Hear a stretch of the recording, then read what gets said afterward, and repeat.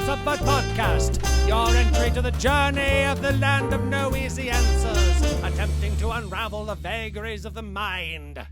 Welcome to the Subvert Podcast, your turd polishing experts since 2021. Once again, I'm Kristin and Aaron. This is Aaron Stewart here in the land of no easy answers, where it's all turds and puppets all day long.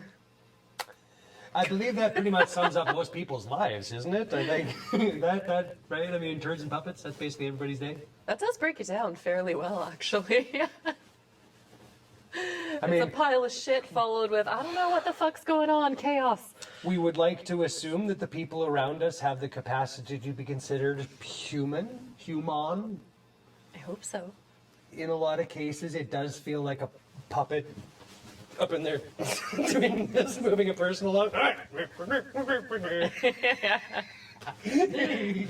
Well, that's what we're trying to do ultimately, isn't it? Is to try and actually bring these puppets to life. Yeah.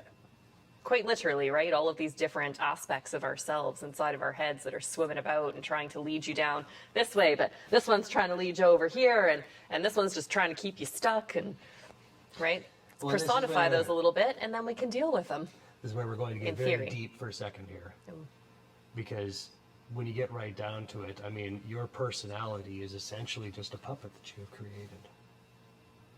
And you have the capacity inside you to have many different puppets that you can become at any point. And so, really, all we are trying to do here at the Subvert Show, Subvert Podcast, is just to empower your puppets. Very good. Empowering puppets. And I'm done. Back to being silly. Okay. So what are we talking about today? Well, we are still continuing on our ongoing saga of the bullshit detector. Ooh, it's a Indeed. saga now. It always good. was. Again, because this is one of those things that you can use to apply to any information that you come across over the internet, or the internet. You could also apply But it what to about the things that you internet? find on the internet. Yes, definitely the internet, but also on the internet. What I'm saying is that most of what you see on the net is probably shit, and you should probably just disregard it. However, some things do make sense. It's just a giant pile of turds, but here's how to polish them. Sometimes there are turds that are worth a polishing, or at least worth a consideration. This turd's worth a polish. And that's but sometimes, every once in a while, and I will say this is very, very rare, but every once in a while, someone will crap out a diamond. If you push hard enough. And I mean, most of the time, it is covered in some turd.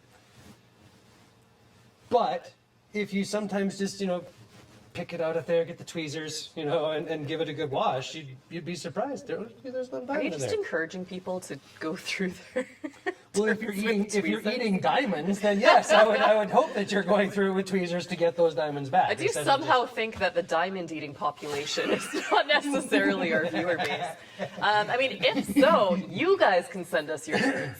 Well, a lot of our listeners are parents, I assume. So that whole saga of waiting for your child to pass whatever diamond or whatever it's called. Is that a universal parent experience? I'm pretty sure at some point everybody's child has. Oh no, you didn't, did you? Damn non-self-sufficient tiny humans. Surprisingly, yeah, and we're apparently an oddity in that, right? Like most animals are We're born. pretty much the only species that are this helpless when we're born. You watch a giraffe give birth, it drops it 10 feet down into the ground, and that thing hits the ground running. It's back up and it's like, oop, we're good now. Right? We spend the first 2 years of our lives totally incapacitated and dependent upon somebody else. Otherwise, we just die. It's crazy. Man, we're a delicate species. And then we get even more delicate as we move along, and suddenly now your emotions are just so brittle that I can't even imagine just ruining your day with this emotional stuff. Oh. Life would be much easier if you're just an animal. Just got to worry about finding food, More or less. That does Sleep, eat, procreate, run away from predators every now and again. I was going to say that really does apply to the puppet running the show for a lot of people, right? It's just food, drink, sex, food, drink, sex, food, drink, sex. What are we doing? I don't know. Food, drink, sex, food. Wait, you want me to read a book? I don't think I can do food, drink. That's baseline puppet. Exactly. Right? Exactly. That's proto puppet right there. Yeah. Yeah. Yeah. The puppet on which all other puppets are built. Yeah, absolutely. And that again, becomes part of who you could be. The idea that we don't have a defined self per se, but that your self is an amalgamation of a bunch of different personalities based on the different situations that you find yourself in over the course of days, years, your life, right? And so there isn't necessarily, over the course of your life, any slice of it that you could say, that's me, right? And I think once we get to pull out of this life and look back at it from whatever crystalline dimension we get to go to outside of, and just kind of look back and go, oh, hey, wait a minute, right? You'll find that, again, like we talked about that last episode, it's about the journey. And not about having a defined me as, this is who I am, this is what I do, right? These are my kids, this is my shit, Yeah. right? Well, that's just like a snapshot, right? That's like a photograph. It's Yeah. And so this is who I am right now. That's all we have. yeah, and now, and now, and now, and now. Guess what? I'm different. Different now, too. A lot of what I will be, referencing and kind of using as a great analogy for things is a lot of shit, right? Because it is a universal human condition. Everybody shits. That's true. And you just got to get it out of you. And the idea We're kind of like an enema. the idea your that we mind. aren't having fun with that really just seems a bit of a tragedy to me, right? The idea that we are just every day just kind of laughing at the idea that we put food in us and then right? Like, it's just crazy, and so a lot of how we even treat each other. Like I wrote a song a long time ago called The Monkey Song, which was basically about how when you throw shit at other people, you just end up with shit stained hands. It never leaves you. You're still just covered in this shit that you've been trying to throw on other people, but no matter how hard you swing at it, it just stays on and then you're wiping it on you. And it was just such a great analogy for kind of how we treat each other. Like if you were to think about, the words that come out of your mouth as you throwing things at people, how often are those nice things that just go pink and they go, oh, hey, that was kind of cool. Oh, you're throwing flowers at me, thank you, right? And how often it's just a load of shit that you just right? And a lot of, like I talk about the elephant shit in the room, another analogy that I'll probably bring up over the course of, right? Where a lot of times when something happens interpersonally between two people or a bunch of people or whatever, it's essentially a big pile of crap lying. You walk into a room and you watch everybody just go, and they don't look at each other and they're just ignoring the subject. And there's essentially this giant pile of crap in the room that everybody knows is sitting right there and everybody smells it. Okay, I'm just gonna. Okay, just try not. I'm gonna ignore it. It's all good. It's all good. Instead of just cleaning up the shit. Yeah. And it just becomes a really good analogy for like, okay, but if it were a big pile of shit, would you just leave it sitting there? Would you step around it, or would you actually do something about it? Well, unfortunately, that is what most people do. Yep. Is, well, it's not my shit, not my problem. That's why it's effective. Right? Yeah. But I mean, how often do you hear that? Yeah. Not my drama, not my shit, not my problem. And you walk away, and then basically you've just now added to an ever-growing pile of shit. Yep. And I've actually used a very similar analogy with clients a lot of times too, right? And I'm like, let's say you go out to your car and it's covered in shit, right? What are you going to do about it? You can sit there, you can get angry, you can blame everyone. There's shit on my car. Sometimes you just need to clean the shit, right? And that's like sometimes not the shit pleasant, wasn't even but- directed at you.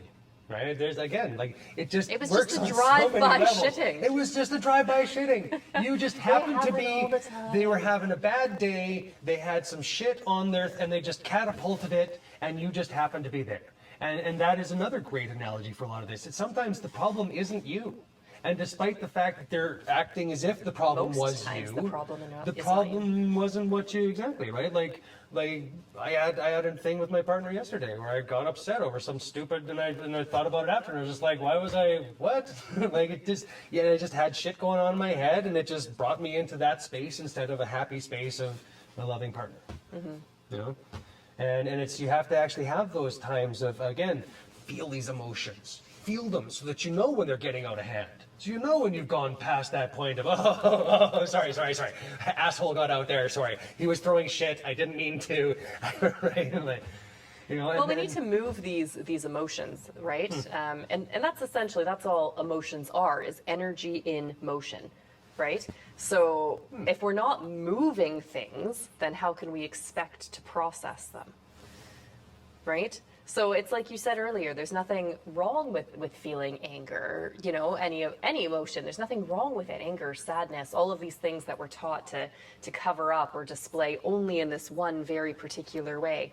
There's nothing wrong with feeling it. It's about allowing that energy to move, energy in motion, to actually properly get it out, right? And I think directing it outwards is never really the answer.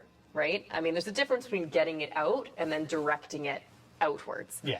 Right? So blaming everyone else for, I feel shitty, but it's your problem. It's your fault.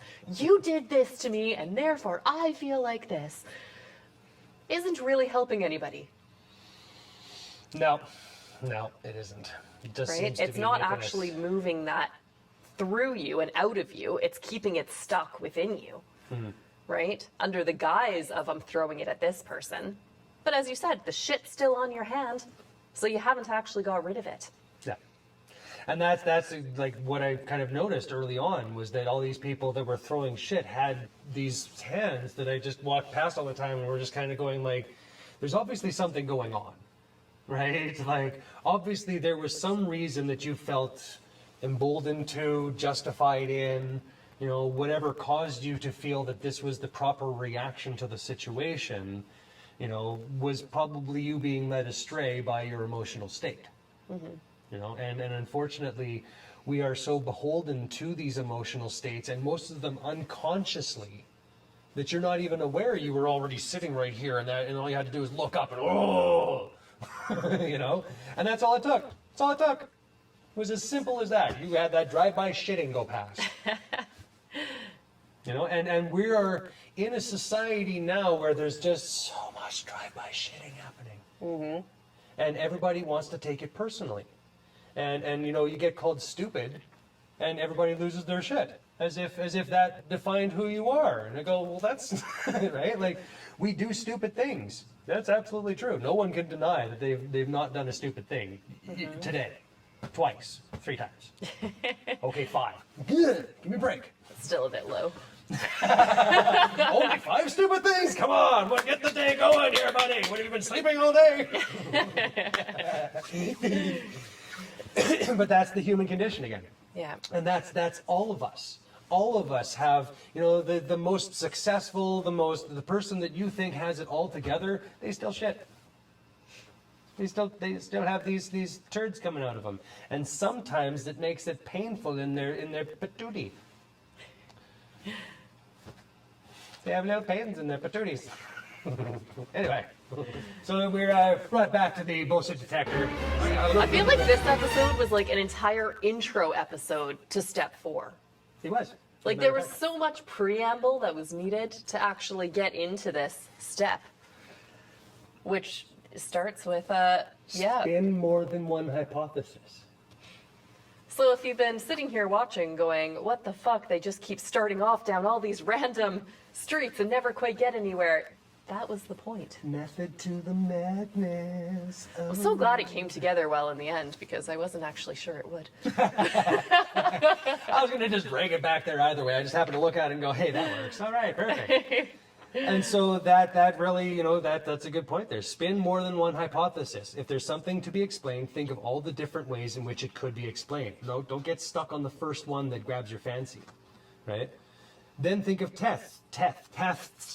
Then think of tests by which you may systematically disprove each of these alternatives. What survives, the hypothesis that resists disproof among multiple working hypotheses, has a much better chance of being the right answer than if you had simply run with the first idea that caught your fancy. And that, unfortunately, is one of our biases, that the first thing that catches our fancy often becomes the only thing that catches our fancy. Well, it's normally, it resonates with something that's already inside of you, something that you've already learned, right? So no, that's actually it's an actual bias that we have, where if you receive new information, your brain processes that as fact and stores that in the fact category. But you also need to be receptive to it in some way, right? Because you can also hear a new piece of information and immediately think the opposite of, well, that's fucking bullshit, because it doesn't resonate with some existing structure that you already have. But that's the thing, but it still comes into you as something that you now have to disprove. Yeah. Right? Versus, you know, if it's, again, falling into your preconceived notions, you don't have much to disprove. It falls into, so you don't actually have to put any effort into it. Right. Right? But yeah. So like I said, the idea that just because you have an answer, that it is the answer, right? As we've said time and time again, I don't think there's such thing as one universal truth. I don't think there can be, because we're all built differently. We all perceive the world differently. So therefore, my truth is going to be different from your truth, even if it's focused on the same thing, simply because we think differently. I think everyone out there can agree that the universal truth is that Kristin is amazing. Other than that, I agree completely. I don't think there is anything that you can point to and say it always happens this way all the time, every single time that this could happen, that's what happens. Yeah, because it can't, and we have no way of knowing. I mean, especially when you get into any interpersonal, the turbulence involved, just becomes, you know. Yeah. Yeah. So yeah, it's more fun actually to live that way too, just to go down different routes, right? And sometimes it's fun to get lost and be like, yeah, I take this road to work every day, but what happens if I take this one? You know, the idea that a lot of people have to live in certainty just makes me very confused. Because I've always been like again, about the journey, about like, let's just see where this takes us, right? Like, even if it's something that everybody has always said, oh, that's crazy, that will never happen, I still would run those scenarios through my head just to be like, okay, but is it really crazy? Does it really, like, are you just saying this because you've never actually given it any thought before? Probably. But again, like you said, that's the fun of this. Right? The idea that we're all going to act perfectly and you're never going to offend anyone and you're going to have this life where everybody's so happy with you and everything you do just spreads rose petals everywhere. And oh, did I mention he doesn't take turds? It just doesn't turd. There's no turds coming out of them. It's amazing. I mean, it just doesn't happen. And I think that we need to start celebrating our flaws. Well, and that kind of goes back to what we opened this with, is what puppet are you leading with, right? And if everyone's leading with perfectionist puppet, then the world is a very different place, right? And, oh, I can't lead with my other puppet because everyone else has perfectionist puppet out, and then I'm going to be judged because this one is very imperfect, right? This isn't even a sock. I'm just holding a ball of yarn. Right? So it's okay to kind of realize we have these different aspects, and more importantly, it's necessary to recognize that other people have these different aspects too. So just because they're showing you perfectionist puppet and they might be lashing out at you for being imperfect is not a knock on you, right? It's not personal. Again, it's not your shit. Not your shit. And so, yeah, getting back to the detector, like, have different theories. The idea that someone said this to you and the only answer is that you are shit is wrong, right? Yeah. There's a lot of different ways that someone saying something to you could be interpreted. Again, if you look at it through the view of they're having a shitty day, a lot of this comes into a completely different perspective, right? Than this was an authority figure that I really respect, right? Even they have shitty days sometimes. Even they will say things to you that you're, right, like, that you have to just go, what? Right? Like, but you said yesterday that, and now we're, okay, sorry, right? But then the next day things go back to, and you try to find an equilibrium, right? Again, not a defined self, a arc of self, you know?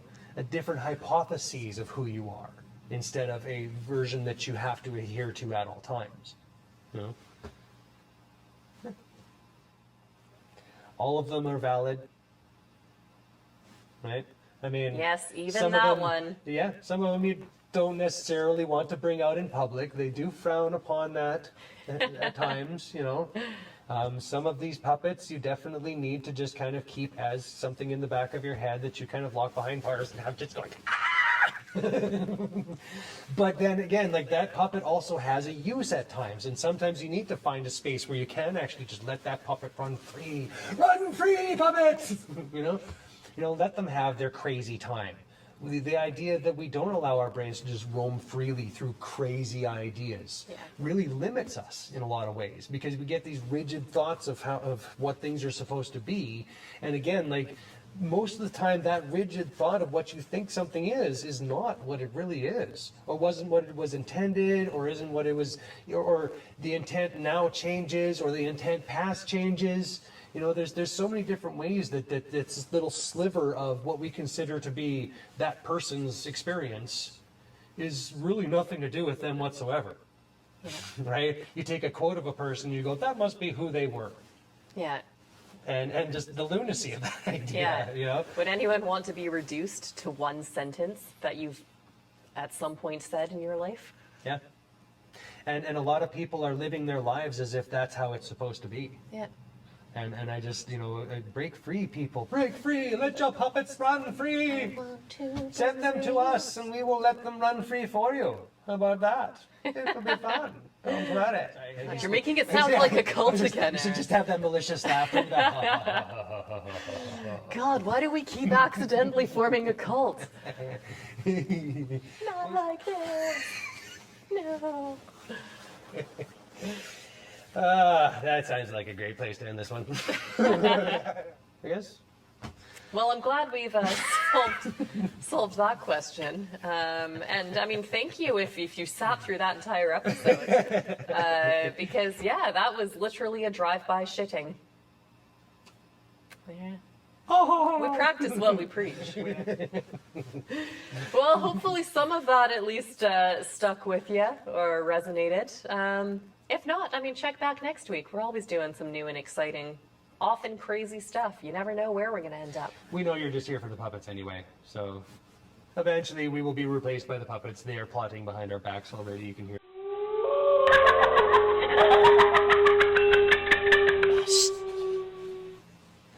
Anyway, don't forget to hit subscribe, and we will see you next time. find us on Patreon, Facebook, Instagram, we're everywhere. Everywhere. Find us, we will be there. We'll see you next time.